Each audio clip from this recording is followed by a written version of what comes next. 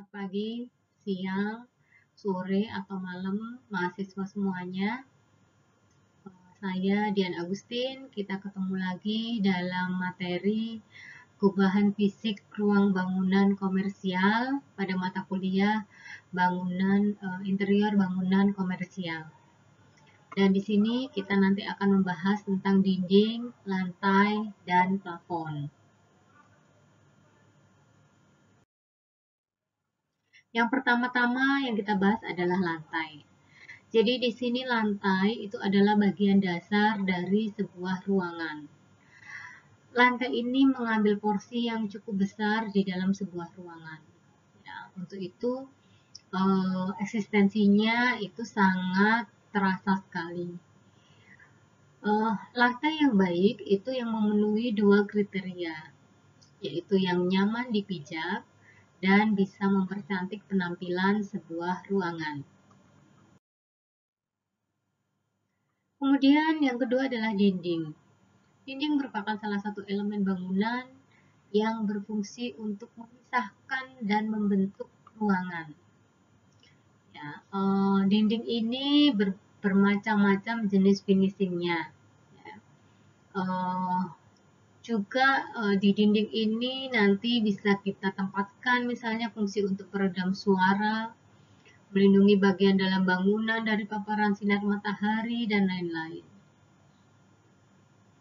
Dinding terbagi menjadi beberapa jenis, yaitu misalnya dinding partisi, yaitu dinding yang sebagai pengisi, kemudian dinding pembatas, dinding penahan, ya, dan masih banyak lagi lainnya.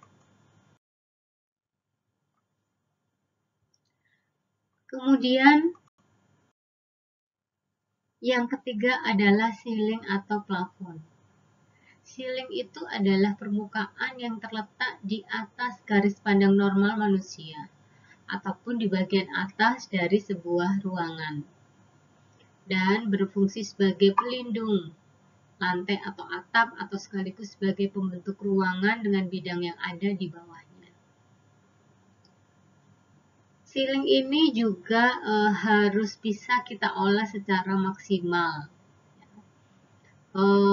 Dan terkait ceiling ini dengan teknik pencahayaan dari plafon. Jadi dalam merancang sebuah ceiling juga harus diperhatikan pencahayaan yang akan dihasilkan.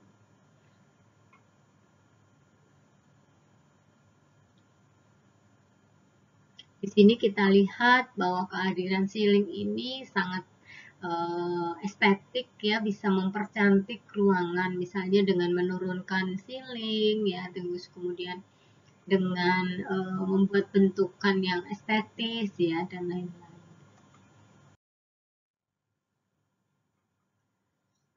Selanjutnya kita akan bahas peranan material dalam pengendalian akustik, ya, dan ini penting sekali di dalam kita mendesain interior, misalnya ruangan-ruangan yang memang membutuhkan peredam suara, ya, sehingga kehadiran pengendalian akustik di sini sangat-sangat penting. Akustika di dalam sebuah interior auditorium itu memiliki peranan yang vital terhadap keberlangsungan kegiatan di dalamnya, ya, terkait dengan audio dan visual.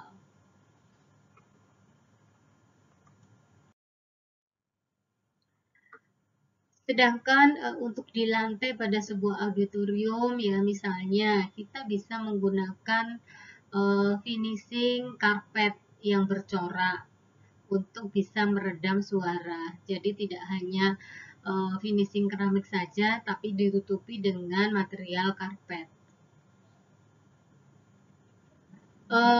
Kenapa dipilih karpet yang bercorak? Itu dengan tujuan misalnya bisa menyamarkan kotoran sehingga karpet tidak terlihat cepat kotor, gitu, ya.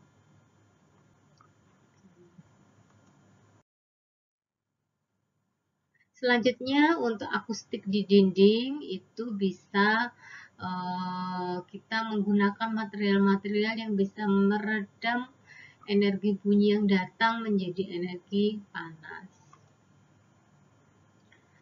Material panel penyerap atau absorbers panel dapat menyerap frekuensi rendah dengan efisien dan digunakan pada lapisan penunjang yang dipisahkan oleh rongga yang terletak di bagian bawah dinding. Bagian ini memiliki ciri bergetar jika menabrak gelombang bumi, misalnya gypsum board, panel kayu, hardboard, material panel kayu yang dipasang di langit-langit, dan sebagainya. Nah, yang ketiga adalah langit-langit atau plafonnya. Berdasarkan teori akustika Leslie L. dulu, langit-langit dapat menjadi media pengendalian akustik yang efektif dengan menempatkan bentuk geometris yang bervariasi guna memantulkan dan memecah gelombang bunyi agar dapat merata dan meminimalisir adanya eko yang tidak diinginkan. Jadi seperti ini bisa menggunakan bentuk-bentuk seperti ini sehingga suara yang dari podium ini dapat mengenai pengunjung mulai dari depan sampai ke belakang tanpa adanya suara pantul, sehingga lebih jernih suaranya. Material yang digunakan biasanya misalnya gypsum atau panel kayu, ya.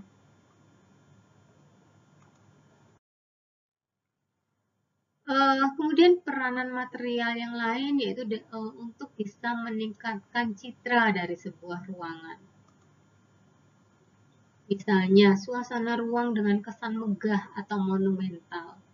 Bisa menggunakan material-material yang berwarna khas dengan karakteristik lebih menekankan unsur pengulangan pada elemen interiornya.